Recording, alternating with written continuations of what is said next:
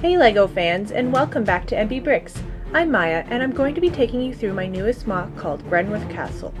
It has been a while since I did a castle MOC, which is pretty much the only things I built when I was younger. It has always been my favorite theme, so I hope that LEGO brings back some of the more classic castle and medieval lines. I did enjoy the elves line quite a bit before it was discontinued, and of course I love the Harry Potter theme, which has a few castle base sets.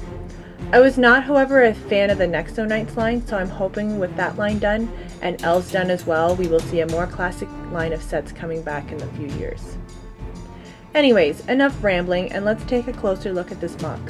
I began with the front of the layout, with most of the landscaping, which is always my favorite part of the build. I like to generally start with the lowest point of the MOC, which is usually a water area if my MOC includes it.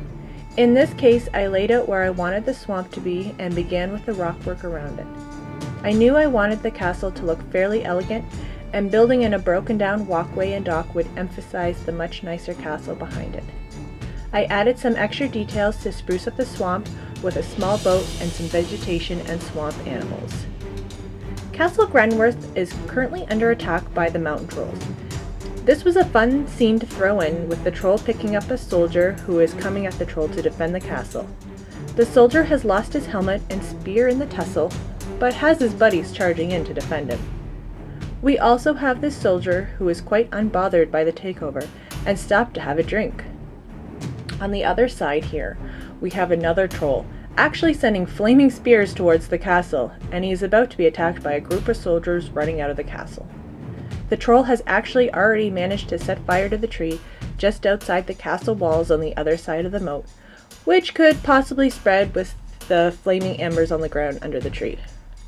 This troll seems to be enjoying the flames though, and has actually brought a marshmallow on a stick for roasting. I guess he needed a quick snack.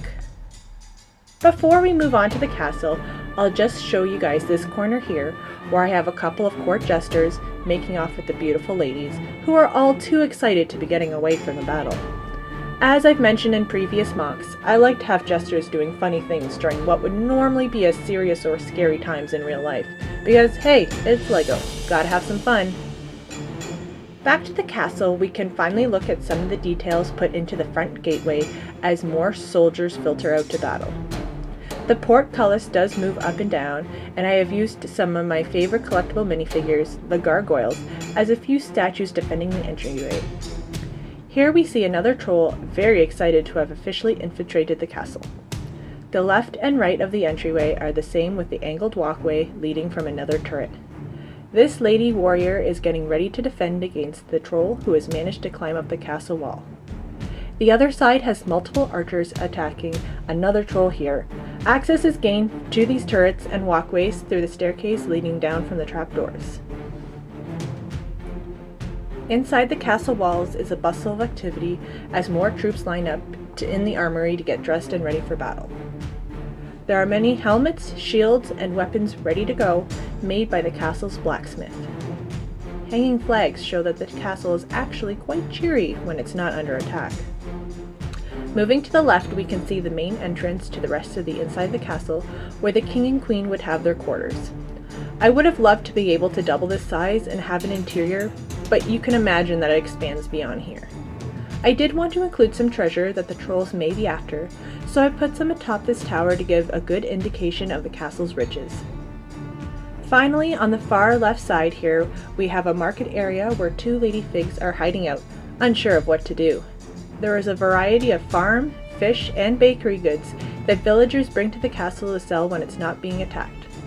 I have also included a water barrel in this corner. And that shows off everything in detail that I've included in this MOC. I hope that you have enjoyed looking at Grenworth Castle. I had a lot of fun building this MOC, always a joy for me to go back to my original obsession of making castles. I hope you've enjoyed this video, and be sure to check out our other social medias for more pictures and to leave comments. Take care everyone, and until next time, keep on building!